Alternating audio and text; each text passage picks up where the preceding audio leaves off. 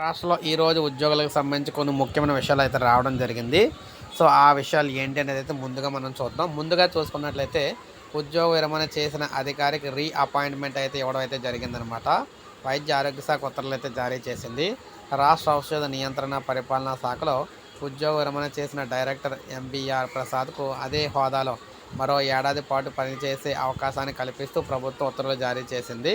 డైరెక్టర్గా 8 ఏళ్ల పాటు పనిచేసిన ఎంబీఆర్ ప్రసాద్ ఆగస్టు 31న ఉద్యోగ విరమణ చేశారు. పరిపాలనాపరమైన అవసరాల దృష్ట్యా ఆయన్ను మళ్ళీ అదే హోదాలో నియమిస్తున్నట్లు వైద్య ఆరోగ్య శాఖ ప్రత్యేక ప్రధాన కార్యదర్శి కృష్ణబాబు ఉత్తర్వుల్లో పేర్కొన్నారు. ఈ నియామకం వైద్య ఆరోగ్య శాఖలో చర్చనీయాంశంగా మారింది. ఆయన పునర్నియామకానికి సంబంధించి ఉన్నత స్థాయిలో సిఫార్సులు అయితే వచ్చినట్లు సమాచారం అనమాట.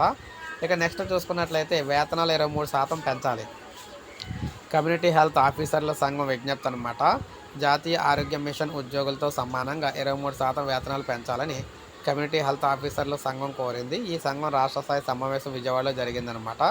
మాకు ఉద్యోగ భద్రత కల్పించాలి. గత 8 నెలల నుంచి ప్రోత్సాహం కింద అందజేసే నగదు చెల్లింపులు జరగడం లేదు. ప్రావిడెంట్ ఫండ్ సౌకర్యాన్ని కల్పించాలి.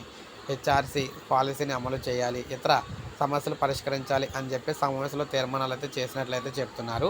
సో ఈ విధంగా ఈరోజు మనకి ఈ విధంగా అప్డేట్ అయితే రావడం జరిగింది ఉద్యోగులకు సంబంధించి. సో ఇది మనకు అప్డేట్. ఒక లైక్ చేయండి, సబ్స్క్రైబ్ చేసుకోండి, మన ఛానల్ సబ్స్క్రైబ్ చేసుకోండి.